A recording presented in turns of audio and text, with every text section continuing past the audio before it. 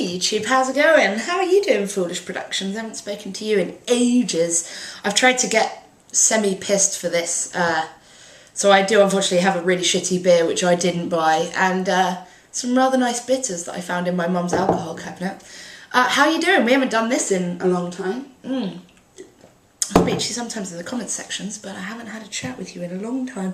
How are you doing? Thank you for saying I look good. You look pretty good yourself there, Foolish Productions. This is, so yeah, for everyone else, it's just going to be a video of me pretty much openly hitting on Foolish Productions for the next 10 minutes. Let's do this. Let's talk about bisexuality, especially if you don't have enough bisexual friends to have this topic, this discussion with. So like, you know, your problem is pretty much that you don't have openly bi friends, and that you don't go to gay clubs, that you've never been to a gay club, in fact. But you've got loads of bisexual girlfriends and you get along with them. And that's kind of cool, but you talk about going out in the bar with your friends and with your other friends who are straight or whatever, and they know you're bi, but you don't like openly express it. You and your bisexual female friends don't openly express it in front of them. And I wonder if that might be part of your issue here. Like, I really think that a lot of learning can happen for people in the disconnect that you cause in the moment where you fail to meet their presupposed stereotype. You know the thing where like you assert something about yourself and they didn't see it coming, and there's a little like moment? I really think that's the moment in which people sometimes adjust some of their more kind of bigoted expectations of you. I have always, since I was about 15 years old, dropped into the conversation I liked with people I don't know that well. Oh yeah, like she's really hot, and people will go, "What did you just say that sort of thing?" But you know, my response, my attitude about it has always been kind of like, yeah, when she's hot, and deal with it. And a lot of the time, people are too polite to even talk about it. Like to mention that you've said it, but that minor little disconnect and that little uncomfortable pause, I feel like I try to do that as much as possible, especially in social circles where I don't really respect their kind of ethos or their kind of political outlook very much. I do a lot of that, like causing disconnects, which is why I have no friends. One of the many reasons why I have no friends. Oh, Carlsberg is fucking disgusting, man. You say you don't like Belgian beer. What's wrong with you? I really like Belgian beer. I love that heavy, like fucking 5% shit. Okay, right. So you talk about the differences between you and me because you seem to be like a kind of perpetual bachelor, and I'm like, seem to be perpetually trying to get myself into relationships, and ain't that the truth, my friend? A bit too much. And you say like you really admire that about me, but that I see it as a kind of negative, and I think I do see it as a negative, because I think I'd much rather be someone whose kind of instinct is to kind of have a life of perpetual bachelorhood, with the occasional romance thrown in, rather than feeling that in some way being alone is not a tolerable state to me. I can be alone, but I have to be in a relationship to spend quality time with myself. Isn't that fucked up? Like, I can't write at the moment. Sorry if I've mentioned to anyone on Skype already, but I can't really write at the moment because I can't really spend time on my own, because I lost someone that I really felt loved me recently. And when I was alone, when I was with him, I always felt like there was someone in the world that thought I was really special. So even if I was alone and no one talked to me for 5 days, there was still always the feeling that there's someone in the world that loves me. And when I don't have that, and I'm spending 5 days on my own without talking to other people outside of work, I can get a lot more fucked up on myself without that kind of balance. Anyway, yeah, I mean, you're talking about like your friends some of your friends' brains can't really compute the bisexual thing, so you tend to keep it quiet, even though technically you're out. I'm not sure, man. Like, I'm really not sure about that approach. I think, like, you're talking about how, like, you don't go to gay clubs, you don't really openly tell people. In minute, like, 27 of your video, you say that, you know, sure, I talk about it openly on YouTube, but pardon me, it's not like anyone that I see, you know, that I know sees this. So it's not really surprising that you don't have sex with that many men, or that you don't get those opportunities for relationships with men. Meeting people and having bisexual and gay experiences, not always, but often, is something that you have to kind of seek out a bit more than you would heterosexual experiences. Obviously, because people accept heterosexual experiences as very normal. So most men or women are not afraid of hitting on someone of the opposite sex. At the very worst, you'll just get turned down. They won't usually get punched in the face. Whereas you can very much be the subject of a violent attack by hitting on the wrong person of the same sex. And I have had some quite unpleasant experiences in my time with... actually, I didn't even hit on anyone. I was just kind of openly bisexual at school. I had some quite unpleasant experiences at school. And a few titters as adults, like titters when I mentioned being bisexual. But I don't really give a fuck. You talk about like your family are like kind of religious, and that became more of a problem when you stopped being religious. And then you mentioned fucking some like abortion sticker about some bumper sticker about abortion. I'm just like, shit, I can't even picture what it's like to come from a background like that or a family like that. And you're a credit to yourself that you've turned out so nicely, I think. But also you talk about kind of like embracing, you know, the reason that you don't maybe seek out a relationship with a man is that you're hesitant to embrace the gay lifestyle, partly because you don't want your family to be let off the hook for whatever bad things that they've done.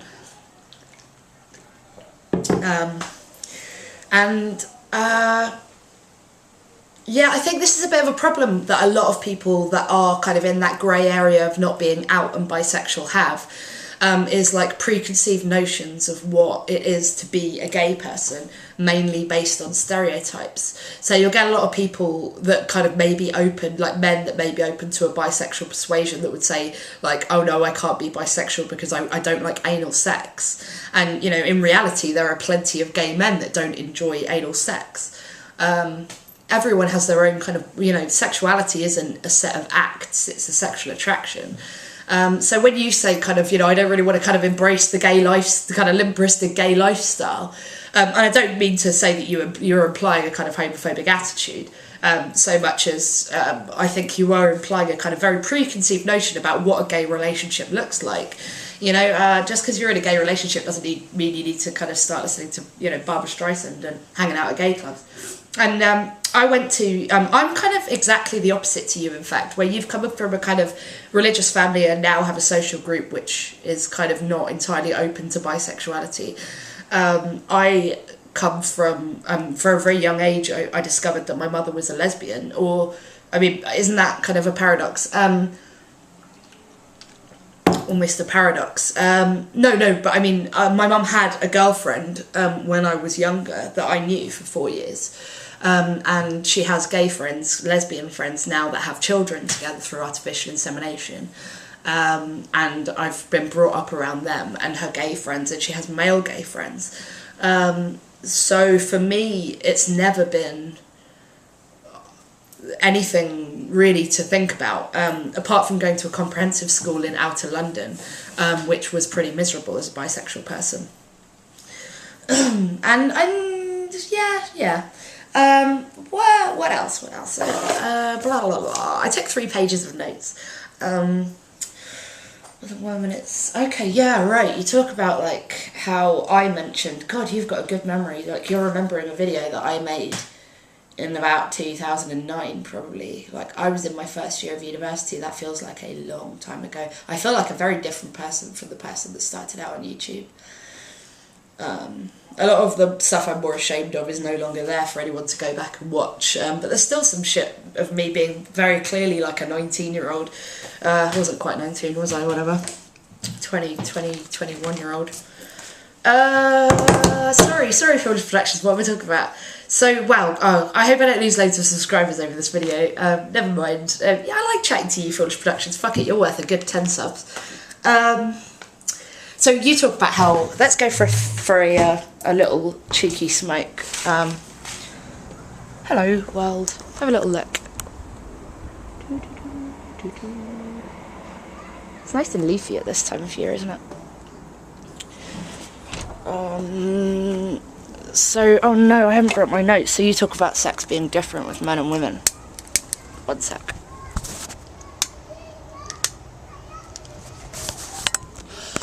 And truth be told, I can't comment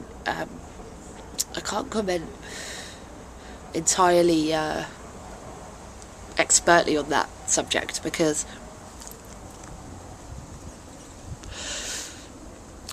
because the only woman that I've ever had full-blown sex with was actually, I shouldn't really call her a woman because it's not very respectful of her choices, because she called herself genderqueer. She wasn't trans, she was genderqueer. She didn't consider herself to have a gender, but she had a female body. I had sex with a female, full-on sex with a female, and I've had a few more subtle sexual experiences with women before that. But I'm not vastly experienced when it comes to having sex with women, and part of the reason for that is, as I say, that it's very much not a normalised thing to hit on women. But the few sexual experiences that I have had with women have all come of being very open about my sexuality, of causing that disconnect in social circles, in making sure that women around me know, although always just offering a platonic friendship if that's what they want, being sure that women around me know that should they be interested in exploring kind of sexual experiences with women, I'm definitely up for that. You kind of note my androgyny, and it's interesting that you say that you think I look really hot in my recent videos, because I don't think you said really hot. I might have made that slightly more exaggerated. But it's interesting that you think that I look more androgynous in my recent videos, and that makes me more attractive to you, because I think I look much more feminine, and it's very much a subconscious thing that I've done since splitting up with my ex. But it very much annoys me to note that I've been more feminine since splitting up with my ex, and being single brings out more of a subconscious feminine drive in me, and that's not coming from me, that's coming from society, and that's why it annoys me. I don't own that, I didn't make that. I really like guys that are attracted to more androgynous women. I find androgynous guys really attractive. I really like kind of man-women men. You know, actually lots of people do. You think about someone like Johnny Depp or Leonardo DiCaprio in his younger days. Very pretty boys. Zac Efron. I like rugged men too, but it's not something that I'm not like muscles, sinew, you know. You talk about men and women smelling different though, and that's definitely true. The smell of a man, that you just can't match the smell of a man. That just does something to me. That kind of like musky, carnal smell definitely does something to me on like a basic level. And for me, having sex with a woman is much more of a visual and a mental pursuit. I mean, I have never had truly loving, connected sex with a woman, which I imagine is much more of a kind of spiritual, emotional sharing experience. But what I did have was very much like a visually stimulated, mentally extremely aroused situation, whereby I was finally doing the thing that I had fantasized about for so long. And with one of those members of that sex, which I find so attractive. As in terms of the experience of having sex, yeah, I mean, in a way, like the physical kind of actions are different. I suppose in my attempts to please someone of the opposite sex, I might portray a few more behaviours that I know that they might find pleasing, such as the sight of an exposed rump, more of a fast pace and that sort of thing. Whereas with a woman, when I finally found myself in that situation, I mean, I'd had a few experiences before, but when I finally found myself in that full-on situation with a free rein, I found it actually slightly alarming. I think that there is something kind of the enigma about the female orgasm, which makes them much more difficult to please sexually. You know, if you give a man like bad head or a bad hand job or something, still usually he'll get off in the end. That just doesn't happen in woman world, you know. Anyway, I need to get back inside to my notes. I've kind of like completely forgotten what you talked about. Whoa, no, my beer. No, disaster. We're still recording, that's a good thing. It's been really shitty weather in Britain recently, it's really grey.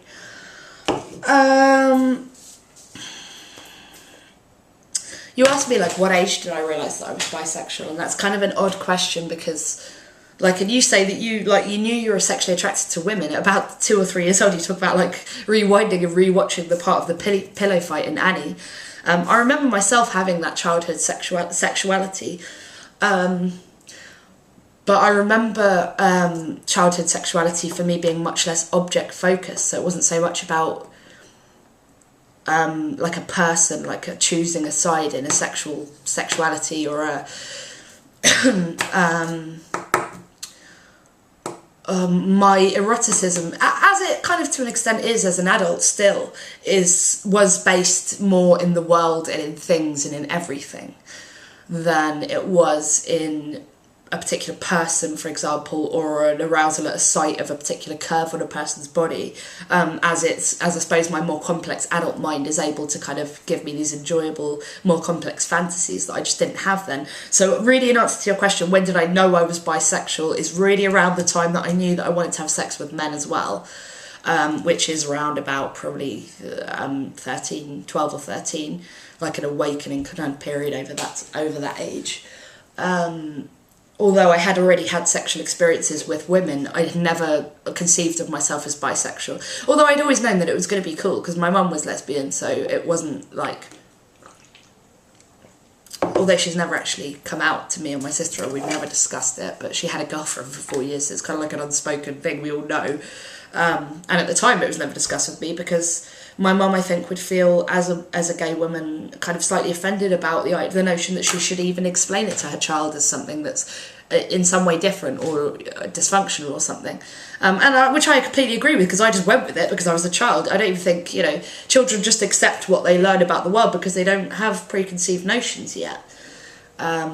Which is why it makes me so sad to hear, maybe young fundamentalist Christian 13-year-olds on the internet kind of spouting such bigotry, because 13 is too old for what I'm talking about. I'm talking about really young kids that we've seen on YouTube, where they're really, they're too young to... Who was that kid that was kind of talking about how he thought he was gay, but and all of that, and then claimed it was a joke when he'd had like thousands of hits? It was really sad, because he was clearly spouting like the bigoted opinions of an adult around him, and it's such a sad thing. I mean, even notions of race and sex we don't even hold until they're solidified for us by the adults around us, which is why I go on and on about socialising gender all so much. Yeah, and like I said about the gay stereotypes, like the fact that you don't feel an urge to really get involved in the LGBT community is common to a lot of people who are who externally would be considered part of the LGBT community. A lot.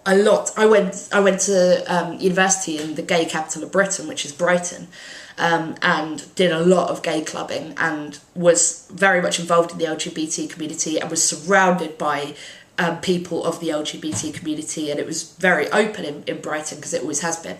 It has a history of that since the 60s.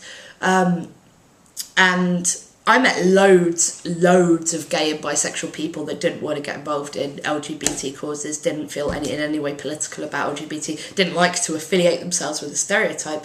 And it's worth remembering, I think, historically, that in gay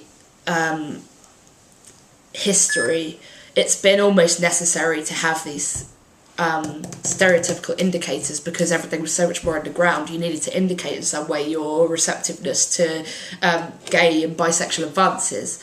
But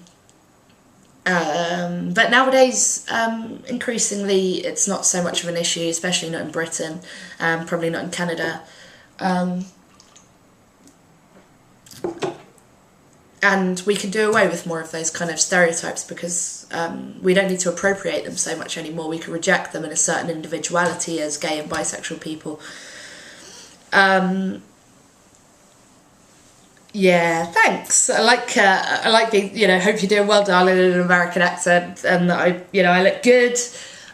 Thank you very much, Foolish Productions. One last thing. You talked about the notion that people that are bisexual are just confused, and that really, really annoys me. Okay, I'm not confused in any way.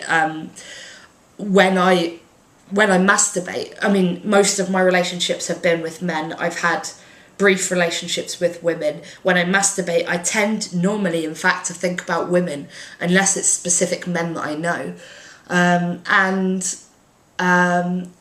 when I'm walking down the street, both men and women draw my gaze. In fact, women draw my gaze more often than men, and yet I fall in love with men more often than women. But I'm not in any way confused about that. That's just the way it is. I'm not halfway to coming out as a lesbian. And and neither am I, as the, you know, many gay organisations seem to consider me to be, you know, sitting on the fence. Yeah, I mean, a lot of the prejudice against bisexual people actually comes from gay people, and that's quite annoying. And I think part of that is maybe an underlying resentment that, as you say, we can choose not to openly expose ourselves to the prejudices in society by just dating people of the opposite sex for the rest of our lives, which just isn't an option for gay people. But the notion is ridiculous, because you fall in love with who you fall in love with, and sexual attraction is sexual attraction, and I very much do plan to get on the experiencing relationships with women, and definitely having more sex with women. Having more sex in general. Ooh, I'm getting to the bitters at the bottom of that now. It is pretty good. Alright, thanks for the Productions. Thank you for talking to me. I'm sorry it took me so long to get around to making this Tuesday's Tend to Be video day. And I hope you're well. Have a good one, everyone. Bye.